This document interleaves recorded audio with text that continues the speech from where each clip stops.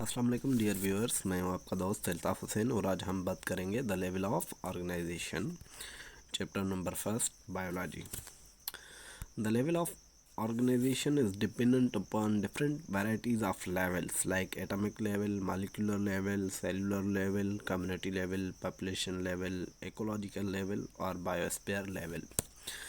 So we are started that the level of organization in living world are based on chemical foundation. जो हमारे जानदारों की जो level of organisation start होती है वो डिपेंडेंट होती है केमिकल बेसिस पे। All the living organisms are made up of cell and their protoplasm of cell is physically as well as a chemically basis of life. ये सब आप सब लोगों को पता ही है कि जानदार चीज़ें सेल की बनी हुई है और उनका जो प्रोटोप्लाज्म है वो फिज़िकली या केमिकली वो बेसिस है केमिकल्स पे, कंपाउंड्स पे या मॉलिक्यूल्स पे।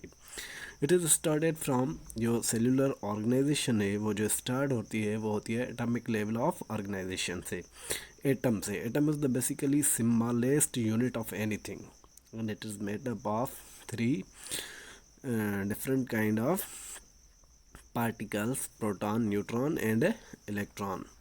All the matter is made up of element which is composed of atom. जो भी एलिमेंट्स हैं इस दुनिया में वो एटम से बने हुए हैं। Each atom is made up of sub atomic particle such as electron, proton and neutron. और सारे एटम इलेक्ट्रॉन, प्रोटॉन और न्यूट्रॉन के बने हुए हैं। There are 16 element which are called bio elements which are vital for life. Only 6 elements such as carbon, hydrogen, oxygen, nitrogen, sulfur and phosphorus are called basic elements of life. दुनिया में 200 से ज़्यादा elements मौजूद हैं। उनमें से 16 elements ऐसे हैं जो ज़िंदगी के काम आते हैं, जो ज़िंदगी में इस्तेमाल होते हैं, जो ज़िंदगी के लिए वाइटल है, वेरी इम्पोर्टेंट है।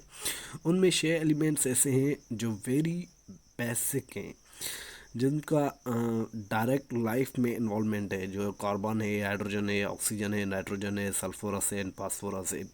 They are present in each living organisms, mostly in plants and animals body. Molecular level of organization: molecules are formed by binding of atoms. Atom मिल एक दूसरे से बाइंड करके मिल के मालिक्यूल्स बनाते हैं। The organic molecules of cells are called biomolecule. जो organic molecule हैं, जो बॉडी यूटिलाइज करती है, जो सेल यूटिलाइज करते हैं, उसको बायोमालिक्यूल बोलते हैं। These are constructed in great variety and complexity. These are classified as a macro and micro molecules. अब ये जो मालिक्यूल्स बनते हैं, जो बायो मालिक्यूल, उनको दो किस्म में डिस्ट्रीब्यूट किया गया है। एक तो माइक्रो मालिक्यूल होते हैं, दूसरे होते हैं macro molecule. Micro molecule means they are tiny molecules, very simple molecules. In macro molecules they are huge, complex and large molecule like carbohydrate, protein, vitamin. Some are the micromolecule like calcium, potassium, magnesium, iron. These are the micromolecules. They are very essential for the body of living organisms. उसके बाद आता है cellular level of organization. The biomolecules when work together in form of suspension it is called protoplasm.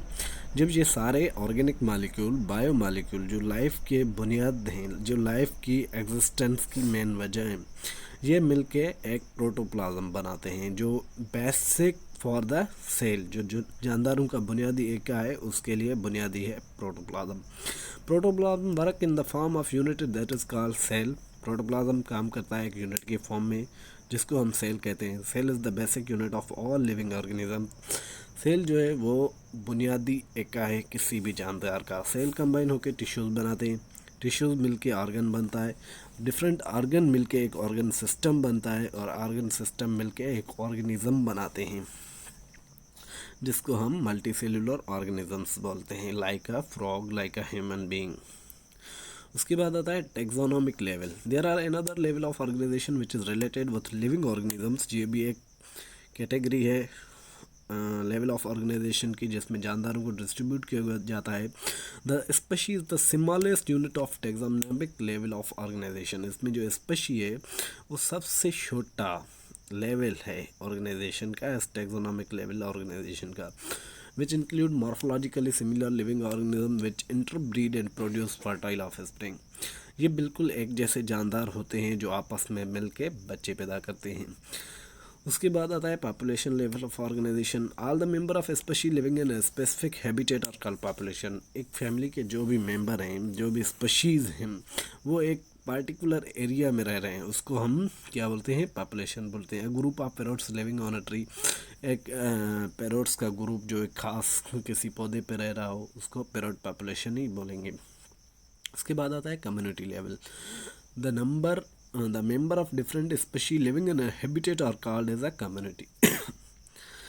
मुख्तलिफ species के जो living things हैं वो मिलजुल कर किसी एक जगह पर रहें, उसको हम बोलते हैं community. A group of different kind of bird living on trees called a bird community. जैसे कि मुख्तलिफ़ किस्म के परिंदे किसी एक पेड़ पे रह रहे हैं, मुख्तलिफ़ किस्म के जानवर एक जंगल में रह रहे हैं, तो वो उनकी एक कम्युनिटी बनती है। Habitat basically is a place where in organisms is live for their survival. Habitat ऐसी जगह है जहाँ पर कोई जानदार रह रहा है अपने जीने के लिए। इकोलॉजिकल सिस्टम या ecological level. Ecological level is also a very important level in which organisms are dependent on their non-living environments.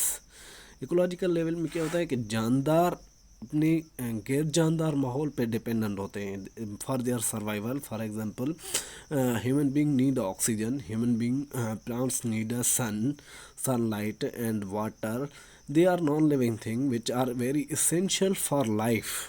So ecological level of organization or ecological system, all living things dependent on their non-living environment for their survival. They are interact with their environment is called ecology or ecological system. उसके बाद आता है biosphere level. The part of earth where life exist is called biosphere.